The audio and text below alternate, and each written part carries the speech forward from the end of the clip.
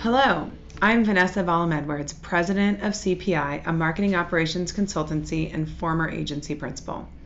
I prepared the following video presentation because I want to share important information with agency leadership in the face of the COVID-19 pandemic. As many of you realize, this pandemic is starting to impact our economy and our clients, and in turn, many of you are starting to feel the impact yourselves. This is manifesting itself in smaller budgets, delayed budgets, or canceled budgets altogether. Compounding this is the new reality of having to work remotely, something that agencies have traditionally struggled with. I'm not going to spend too much time on this slide, except to reinforce that COVID-19 is a part of our new reality and may be part of our lives for the next 2 to 3 months or longer. Unfortunately, COVID-19 is going to create long-lasting repercussions for our economy, which we may feel for years to come. Few could have imagined that a small, obscure virus that originated in Asia 3 months ago would so dramatically change our lives, yet here we are. So let's talk about the bottom line. For the last 9 months, I've been sharing my thoughts about a downturn and likely recession in 2020. However, I had always assumed it would be a downturn that had a relatively slow onset like the 2008 recession. Boy, was I wrong. The last 2 weeks has taught us how fragile our economy really is and how quickly corporate America and consumers would tighten their purse strings. As I'm sure your experience, this has dramatically impacted marketing spend across almost all sectors. Before I go into the 2020 recession, I want to focus on the things we can learn and carry forward from the 2008 recession. Why does this matter? Because some agencies emerged from the 2008 recession stronger than they were before, and other agencies were critically and mortally wounded within the first 2 years. So let's explore this. As you can see from Forrester's assessment, our industry could lose anywhere between 3 to 30% of their revenue during this period. If I was a betting person, I'd guess it's going to be closer to 25 to 35. I'm not trying to be alarmist, but if you haven't already, it's definitely time to get your house in order. For those of you who didn't experience the last recession with us, here's a small sample of the chaos that occurred just 12 years ago. Within 2 years, we saw a loss of nearly 65,000 jobs, representing 14% of our industry. By my estimates, it was likely closer to 20 by the time we formally exited the recession in 2014. Speaking of the last recession, let's take a look at how quickly the U.S. has historically recovered from prior recessions. It may come as a surprise to many of you that, relatively speaking, the last recession was mild in regards to duration. This chart from MarketWatch shows us that the previous 3 recessions lasted 16, 25, and 19 years respectively. This is pretty sobering, and I hope that we were able to come out of this recession quickly, but no one knows what the future holds. So enough doom and gloom. Every cloud has a silver lining, if you're prepared to take advantage of it. I referenced this chart in my Preparing for the 2020 Recession video series. It illustrates a study by Bain, who surveyed 3,900 global companies at the end of the last recession. When I look at this, I notice something very, very striking. In 2007 and early 2008, all of the respondents grouped themselves fairly closely together in performance. However, there's an almost immediate and drastic separation between what Bain calls the winners and losers just a few years into the recession. I've spoken in detail about what the winners did to create this separation in previous videos, so I won't go into that here. But the point I want to make is, yes, we are at the beginning of the recession. However, if you act decisively and wisely, you can actually survive and thrive during and after this recession. Here's another view of that same study that shows how those gains were carried from the recession all the way to 2017. What I find the most astonishing is that the losers never fully recovered. So how do we take what we learned from the 2008 recession and apply it to our current situation? In my opinion, we need to first focus on stopping the bleeding before we can build a strong foundation for moving forward. To do that, I recommend all agencies perform a sort of self-triage. I'm using the word triage to describe the approach that agency leadership needs to take in order to stabilize their organizations through this economic crisis. Triage is assigning a degree of urgency to wounds or illnesses to decide the order of treatment. It's about ensuring you have available resources properly matched to your needs. For the purpose of this presentation, we need to adopt a triage mindset to evaluate the health of our agencies. The way I see it, there are 3 categories an agency might find themselves in right now. Category 1, emergency. This is where you have 1 month or less of operating cash in the bank, which puts you in an emergency state where you need to take decisive action to save your company. Category 2, priority. You've got 2 to 3 months of cash, giving you a little bit of runway during this crisis, but still requiring you to make some difficult decisions about cutting and restructuring to ensure survival.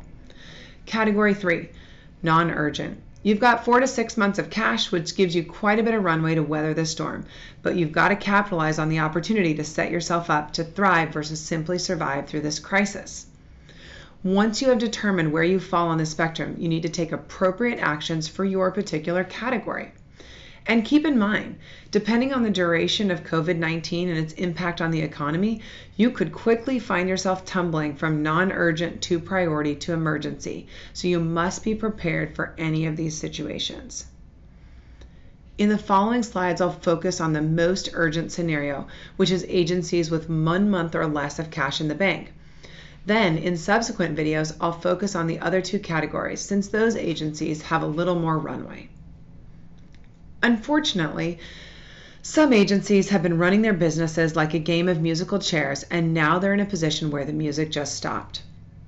Some don't even know if the cash they have in the bank is really theirs or actually a liability for work that hasn't been completed or vendor invoices that haven't been paid. For agencies in this emergency state, I've created a top 10 list of immediate actions that principals and leaders need to take to either save their organization or be able to play the game again. This might look like going into hibernation, dissolving a partnership, or shutting down completely so you can come out stronger on the other side. Regardless of what happens with your business, you must do everything you can to operate and lead with integrity.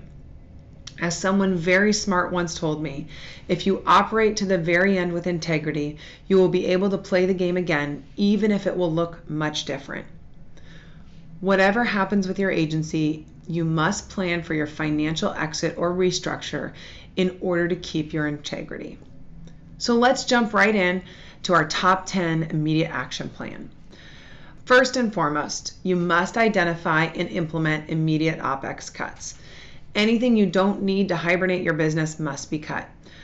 Audit your dues and subscriptions, staff room and office supplies, and meals budgets to find immediate areas where you can cut or renegotiate.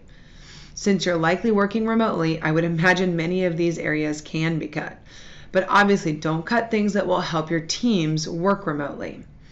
Also, look into non-essential employee benefits that can be cut, gym memberships, cell phone stipends, those types of things. Next, you need to identify and implement immediate labor cuts. Any labor you don't need to hibernate your business must be cut. This may mean layoffs or moving a critical employee from full-time to part-time on a temporary basis. Many agencies shy away from making the cuts they need to make because they're worried about their employees. I completely understand that, and I encourage you to be reasonable and do right by your employees to the best of your ability. However, you need to be realistic about your other obligations. If you hold on to non-essential employees, then you'll run out of cash quickly and potentially not be able to pay other obligations, which I'll discuss in detail in a few minutes. This is the most painful part of the process, but it's critical if you want to play the game again. Number 3, cancel or put on hold any obligations you haven't started yet. If there are any partnerships, subscriptions, memberships, tools, software, hardware that you have planned on purchasing or leasing but have not executed yet, cancel or postpone them. This may be obvious, but don't lock yourself into any obligations until you know your new reality. Next, analyze your open AR and identify potential defaults. In the situation we find ourselves in today, it's very possible that your clients may be unable to pay you for your open AR, as they may be in as much trouble or more depending on which triage category they find themselves in. When you check in on your clients, be sure to discuss open AR and potential payments. Number 5, this is very important. As I alluded to earlier, just because you have cash in the bank doesn't mean it's your cash. It could be a liability you owe to someone else, like a vendor invoice for client work that's been delivered and already paid by the client, or a liability you owe to a client like unearned revenue, where you have already received payment but the work has not yet been completed. This is money you may have to give back, or if you're lucky, you may still have a chance to earn it. Many agencies with good deposit billing processes may have a lot of cash that's not really theirs. This may be different for agencies in the non-urgent or priority category. However, for those in the emergency category that want to hibernate or play the game again, you need to identify the cash that is truly yours so you can make your decisions with integrity. For those agencies who manage deferred revenue on their balance sheet, this can be as easy as cross-referencing your liability with your open AR or just reviewing your deferred revenue subledger. However, if you recognize revenue on billings, you will have to analyze each project to determine percent complete or whether you have met your performance obligations to determine your real cash. At the same time you're working on number 5, you should also be identifying any unbilled receivables. Also known as work in progress, this is usually work you've completed but haven't billed to your clients. This could be for travel expenses, production expenses, or labor completed to date ahead of your invoicing schedule. If your agency does not have good deposit billing processes or is required by your clients to bill upon completion, you may have a very large dollar amount that needs to be billed to clients immediately. If you're tracking WIP on the balance sheet, this should be very easy to identify. However, if not, you may have to analyze each project to determine what labor and expenses need to be billed at this time. At this point, you should categorize your remaining financial obligations into the priorities listed here. With only so much cash to go around, you must prioritize your obligations. Again, this will allow you to make decisions with integrity. Priority 1 is payroll and payroll tax for whatever labor remains after your initial cuts. While there has been discussion of payroll tax relief, we don't have any details on that at this time, so I'm keeping this as a priority 1 financial obligation. In addition, anything absolutely required to keep your business running during your hibernation must be in priority 1. Your priority 2 obligations would be any vendor invoices for client work that's already been completed, categorized as paid or unpaid by your client. Obviously, if your client has already paid you or is committed to paying you for that work, those vendors should be on your priority 2 list. Priority 3 should be personally guaranteed liabilities like potentially rent, lines of credit, vehicles, leases, or credit cards. At the end of the day, these will become the owner's responsibility to pay and should be taken care of as a third priority. Lastly, priority 4 obligations would be any non-personally guaranteed liabilities. Since you're not personally on the hook for these, they would fall to the bottom of the list. Step 8, renegotiate your liabilities. This is your opportunity to renegotiate both personally and non-personally guaranteed liabilities. In our current situation, they're coming out with new relief packages almost daily, so stay on top of the news, contact your local payroll or HR company for updates and options that might work for you. Talk to your landlord about rent concessions or abatements, or call the bank to negotiate terms. I've even seen large dollars come available for SBA loans. The only warning I would give here is that I would not accept any loans that require a personal guarantee. I think the situation is so unknown and risky that you're better hibernating and coming out stronger on the other side than borrowing money that you may never be able to pay back. After you've done steps 1 through 8, you have the information needed to create a forecasted cash flow outlook based on your real cash position and your prioritized obligations from step 7. As inputs, you should include your real cash and expected AR based on your client conversations. As outputs, you should determine an ideal payment schedule for your expenses based on the priority order and your expected cash inputs. You might have to make some tough calls on who gets paid first, but as we talked about, leading with integrity means doing the best you can with what you have and maintaining good relationships. The last step in this action plan is to communicate with your clients and employees. Let's be honest, your culture is going to take a big hit, but these steps will set you up to do the best you possibly can in our new reality. It's time to be honest, clear, and upfront with your employees and clients about your plans to hibernate or close your company. If possible, keep clients you can service in hibernation mode, and if you need to shed clients, transition them with integrity, maybe even finding them another resource to replace you. For any employees you have had to cut, transition them with integrity as well. Write them recommendations or try to find them new positions or possibly freelance work. I hope this has been helpful for you as you navigate this unprecedented time and new reality we find ourselves in. I'll be back next week with the next video presentation for the priority triage category, those agencies with 2 to 3 months cash in the bank who need to cut deep and restructure. Everybody, stay healthy and wash your hands.